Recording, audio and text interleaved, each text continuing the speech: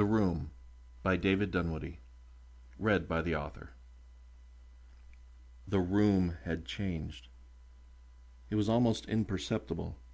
In fact, he couldn't even pinpoint what it was that had changed, only that it had.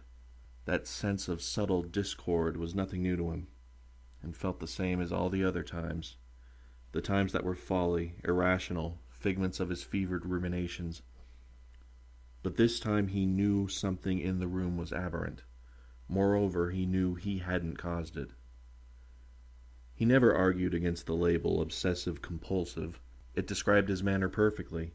On the nose, between the toes, pencils in measured rows. It fit him to a T, his favorite letter. Sharp, uniform, perfectly symmetrical. Right angles, perpendicular, just as the pencils were to the edge of the desk. He noticed a mote of dust clinging to that edge, and swept it into his palm with a snarl. The room had changed, and he could think of nothing else until he knew how. He turned slowly, taking in every detail in a smooth, panoramic view. The few pieces of furniture and their modest adornments all seemed to be in their places. Seemed. Seeming wasn't being. His eyes, wet orbs, were flawed instruments, and he knew he couldn't trust them. His head snapped to the left. Something... There! That blank square of wall. Something was different there. Something was wrong. He situated his face millimeters from its surface and scrutinized it. Goddamn paint with its textures and imperfections. Liquid. Weak. Senseless. Stupid. His eyes drifted to the light switch, and he moved to check that. It was off. Off. 5 checks of the light means good night. But it was morning. He shook his head with a grunt. Couldn't start doing evening rituals at sunup. They'd lose their meaning and come unanchored along with that pale, sloping switch. But it was the wall, something about it. And again, he blinked, growled. The room hadn't changed, it was changing. And it would only continue until he discovered the source. Goddamn wall. His neck and back ached from stooping to examine it inch by inch. There were pills he could take in the right front corner of the desk drawer, lid opening with a counterclockwise half-turn to dispense 2 of 18 remaining pills. But no, this wasn't his little disorder at work. This disorder wasn't in him, it was all around him, encroaching now. He spun and barked at the opposite wall, knowing it was somehow altered. Out with the magnifying glass. He sat on the floor and wiped the lens until it was spotless, then crawled to the newly offending wall. God, he felt sick already. It was getting harder to focus. He'd never discerned the changes slowly taking over this room until all he knew of it was gone. And what then? What would he have? He pressed his eye up against the lens and the lens up against a raised line of paint toward the bottom of the wall. 3-inch line where some goddamn idiot had been too lazy or stupid or both to smooth it out. Same 3-inch line as always, though, with the tiny chip 2 inches in. But not the same wall. Not the same room. Please! His voice strained through gritted teeth, fist tight around the handle of the magnifying glass. He checked the line of paint again, then moved along the baseboard. Stop. He didn't know if he was talking to himself or the room. Whoever was listening, he supposed. Neither was. His sighs fogged the lens, and he rolled onto his back to wipe it down again. He saw the ceiling. Changed. He brought his fist down on the floor, heard the lens crack, let out a strangled yelp. His legs went limp, and he couldn't move. He began to chew his knuckles. Oh God. His pop used to call it the Debo, proper pronunciation, devil, but Pop was laying the accent on thick, telling the boy how it was hobgoblins running amok in his head that made him scared of sidewalk cracks and forced him to clear his throat 3 times before entering a room.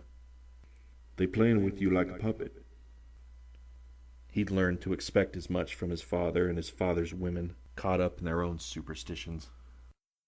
The Debo was slowly, degree by degree, changing this room, this ordered sanctuary, into a living chaos, and the mind of its occupant was turning to oatmeal as he drew his knees in and clawed at his palms. He'd tried behavioral therapy, tried the medication, tried screaming at himself in the mirror before he'd finally thrown that out. There was no wearing down or waiting out this hydra of his. When one head was cut off, two more emerged and sank their fangs into one another, and twisted, and quivered, and stared. All he'd been able to do was remove chaos from his life, piece by piece, until it was as simplified and sterile as possible. He'd removed the relationships and the interests and the ideas and left himself a little cube wherein he could be at peace. The room wasn't a cube anymore. It was softening, sagging, turning into something fluid. He was drowning. Why? Why? He pushed his fists into his eyes. God, he was going to throw up. Being trapped in this shifting space was like being in a cosmic tilt-a-whirl. Trapped. Couldn't he just leave? He eyed the door. A new terror gripped him. What if it was worse out there? And why wouldn't it be? He'd spent years cultivating his little corner of reality, and if it was going to pot, then it would only be a waking nightmare beyond that door. He put his face against the floor and refused to look anywhere else as he crossed the room on his hands and knees. If only he had the nerve to pluck his eyes out. But then he'd have to lose the hands too, wouldn't he? And his ears. If only he could wall himself up in a little white room in his mind, a room without reference, dimension, definition, or stimuli, because the devil is in the details. He gnashed his teeth together and went rigid when they melted. The feeling, like marshmallows between his gums, then a warm pudding running down his chin, caused a scream to erupt from his throat, but it emerged as a mere sputter and sent white paste all over the floor. He flailed at the mess and watched, quite numb, as the fused flippers his hands had become flopped about uselessly, and melted onto the floor, into rippling, living pools that turned like pinwheels. The contents of his sleeves poured out, and he felt his ribs softening and his head drooping like a sack of wet trash. And he couldn't scream. But he didn't want to. As the substance and structure of his being came apart, he felt an odd calm.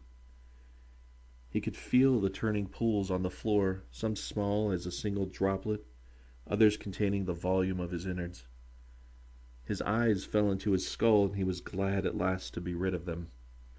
His skull was separated from his body now, turning in place, becoming unformed clay on a potter's wheel, and then water swirling on the floor. Then the floor was soaking him up. And this was better than being shut up in a room, or a mind, wasn't it? Not senseless at all. The freedom of this new state, of no control, was unlike anything he'd ever thought possible, unlike anything he ever thought he could accept or embrace. The room hadn't changed at all. He had, and he was glad for it. He was thinning into a clear fluid and running into every microscopic crevice. He let himself go. Walls are born to resist. Water has no enemies.